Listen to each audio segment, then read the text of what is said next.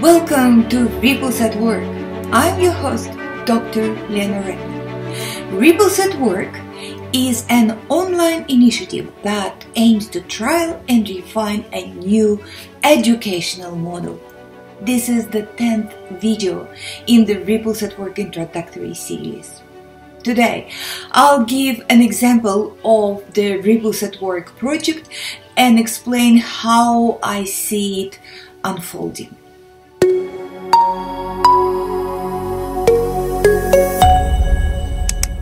Ripples at Work model is not a series of fragmented learning experiences about particular facts, skills, or techniques. Ripples at Work is an edu system based on in-depth, long-term investigations combining science, technology, the humanities, and creativity. Long-term learning projects have been widely practiced for some time and have become very popular in primary education. Scholars who study this educational methodology confirm that there is abundant evidence to support the benefits of long-term, in-depth investigative projects throughout the years of schooling. They report that through this type of learning, students develop their sensitivity to the surrounding world, learn to be responsible for their choices, and acquire an understanding of their role in society. At the same time, they develop confidence in themselves and gain a sense of mastery in undertaking projects that are important for their community and worthy for their attention and application. Why then is the project approach out of favor in middle and high schools? Once again, it is standardization. How shocking it is to observe all the faults of the standardized educational system and know that it continues to be argued for with great heat and conviction by each generation of parents and educators. As a result, students' academic preparedness for life is made uniform, while their intellectual preparedness, their capacity for cognitive adaptation to the surroundings, that is, critical reasoning, effective communication and collaboration, and the creative application of their individual talents, is ignored.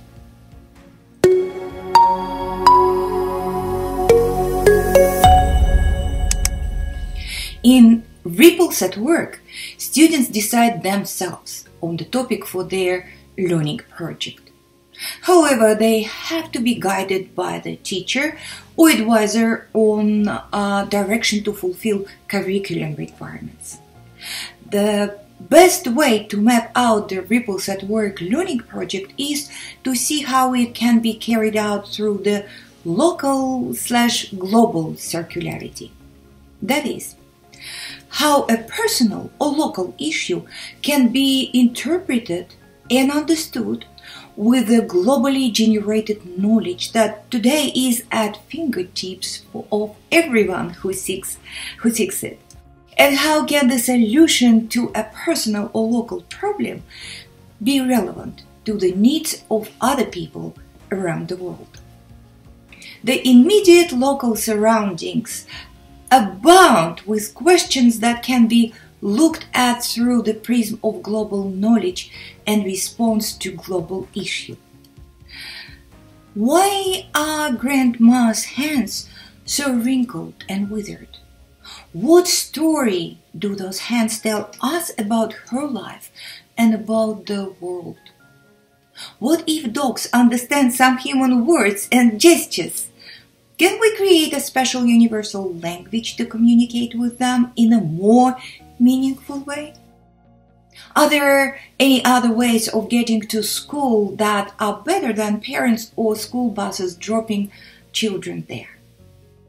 What can be done to prevent digital tablets and smartphones from breaking when they fall? How can chocolate be made healthy but without losing its taste qualities. Are lying and freedom of speech the same thing? What harm can lying do?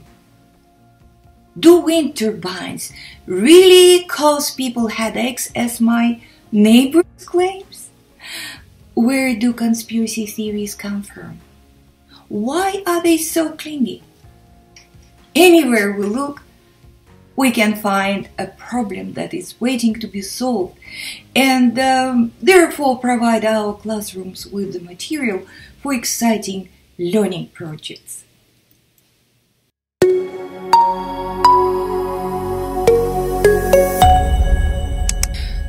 For instance, living in rural Australia, I believe students might be interested in a story widely known among residents about numerous sightings of Black Panther. Naturally, Australia is not a home of big cats, but the sightings of the Black Panther have been reported for almost a century. The internet presents us with an array of privately produced websites and official newspapers articles, as well as the conclusion of some formal investigations. For example, research from Deakin University concluded that the sightings of large cats roaming Victoria were beyond reasonable doubt. However, in 2012, the state government found the existence of big cats in Victoria to be highly unlikely. Nevertheless, the tales of seeing Black Panthers continue to circulate among residents. I personally have talked to some who swear they saw a panther. Most likely, every child living in this area would hear similar exciting stories and quite possibly would be interested in investigating the matter. So, how would we apply the operational system of Rebels at Work to this investigation?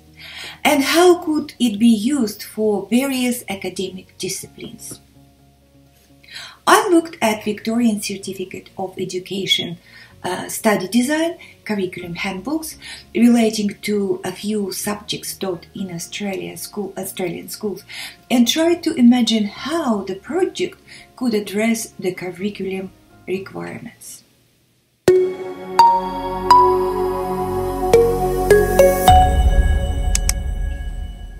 For example, sociology students might start the investigation by reading the 1903 article published in the local newspaper, in which the author tells about a family living in Yarra, where I live at the moment, who bought an elephant from a visiting circus that was experiencing financial difficulties at the time. The family used the elephant for dragging a heavy sledge with water barrels from the creek to their house. One day, the animal got furious at being exploited in such a manner. It broke into its owner's house and, after causing some serious damage, ran into the bush. A suggestion could be made that if the harsh economic conditions in Australian society at the beginning of the 20th century were the underlying factor for selling the elephant to the locals, it is quite possible that other circuses or zoos might have reduced the number of their dependents by selling them to private owners. It could be surmised that among them was a black panther that later escaped and made the Australian bush its home. The article might become a springboard for history or economic students to start their study of the Australian economic situation at that time. Gathering information from archived newspaper articles and other sources related to the area, they could develop a broad understanding of the social, economic and political conditions that led to the Australian decline into the Great Depression. retrieving a number of newspaper articles on similar topic, but published throughout the course of the 20th century, the students could develop their historical inquiry into economic and political changes in Australian society and how they affected wildlife conservation practices.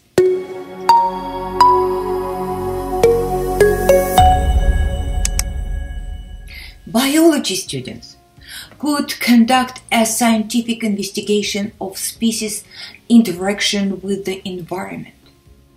In other words, whether it was possible for black panther to sustain their life in Australian bush and how their life would change in response to the new habitat.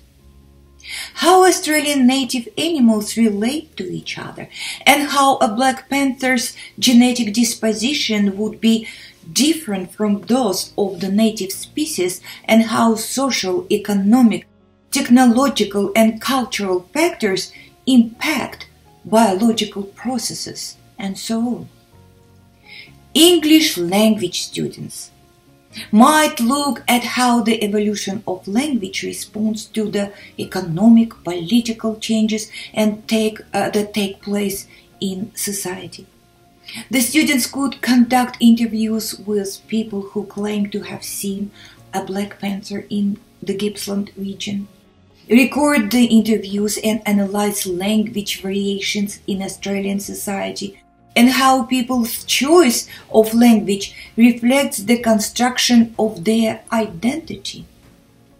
The students would analyze why it is important for communities to create narratives specific to their identities, and how the story or myth reinforces representations of their identities by adding elements of phenomenality. Media students could direct a documentary. They would investigate how constructed Black Panther narrative appeals to the audience and how the media can either support, debunk, or take a critical and objective position. The students might investigate possible ideologies underpinning the story of the Black Panther and ask, how did it start?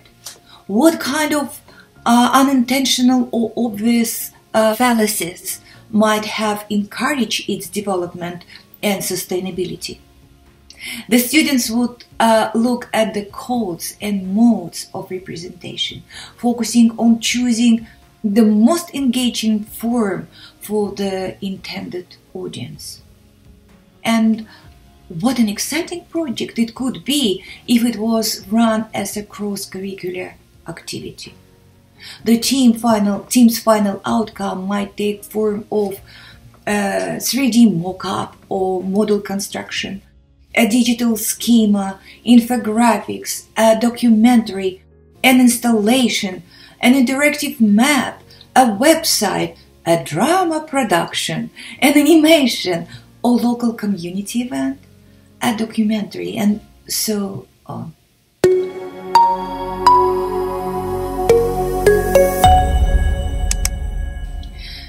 There is an excellent video on YouTube produced by Elo's Hall School for the STEM program about canal locks.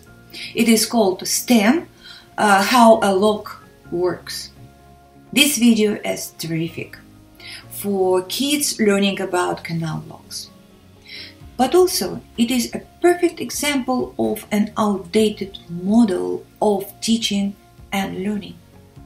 Even though I wholeheartedly acknowledge the fantastic job that was done in putting together an exceptional resource of knowledge, the impression I have is that the video is not student production.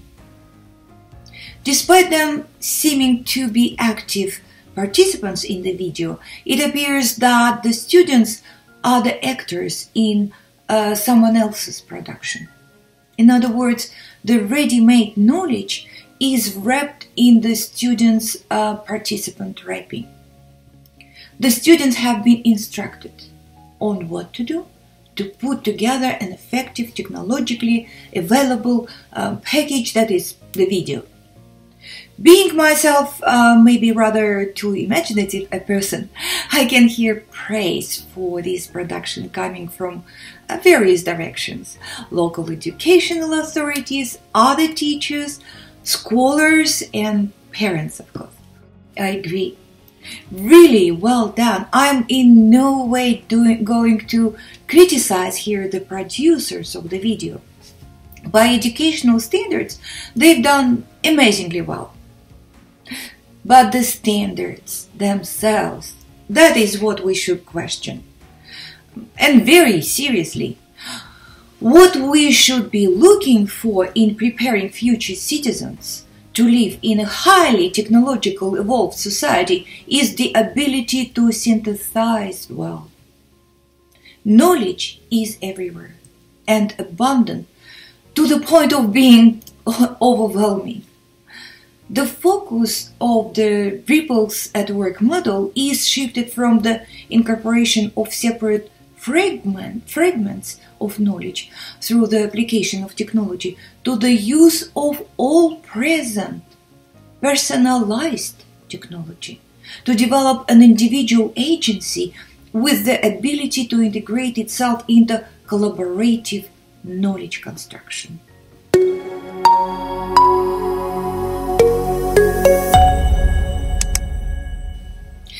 To wrap up, I would like to bring up on the screen the bird's eye view diagram I showed in one of the videos at the beginning of this introductory series. This is the diagram of the Ripples at Work edu system. When I first showed it to you, I believe it was hard to make any sense of it.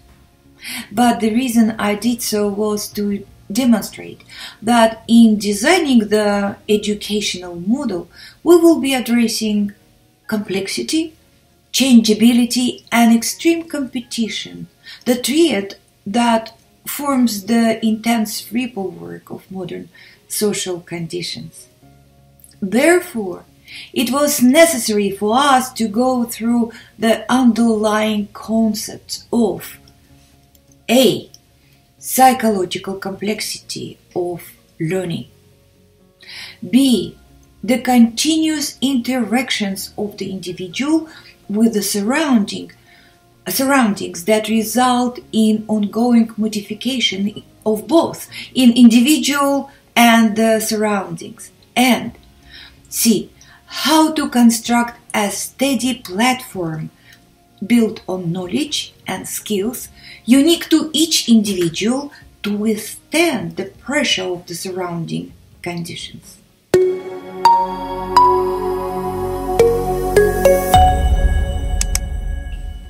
Now we know that the goal of Ripples at Work edu system is to provide the conditions for an individual to self-design an individual agency.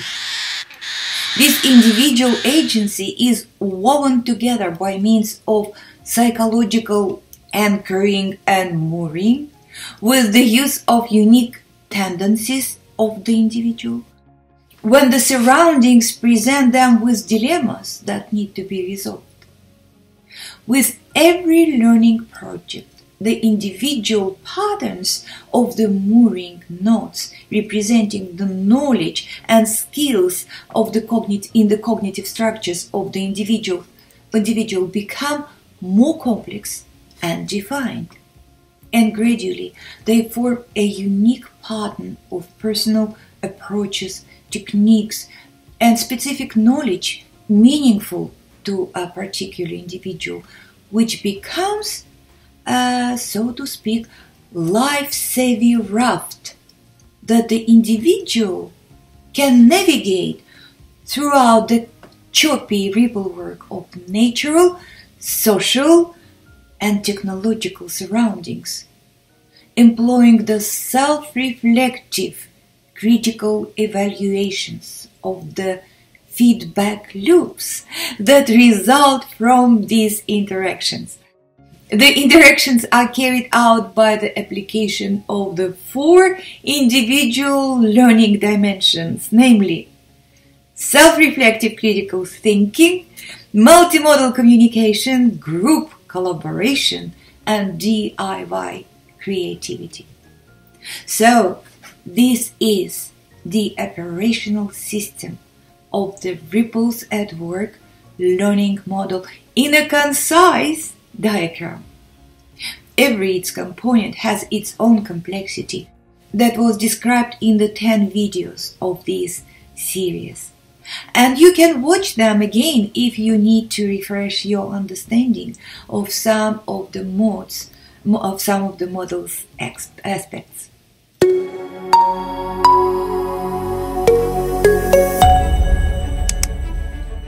So, if you are a parent, a teacher, an educational researcher, or a student who is enthusiastic about being part of our new Ripples at Work educational trials, join us in our Facebook community.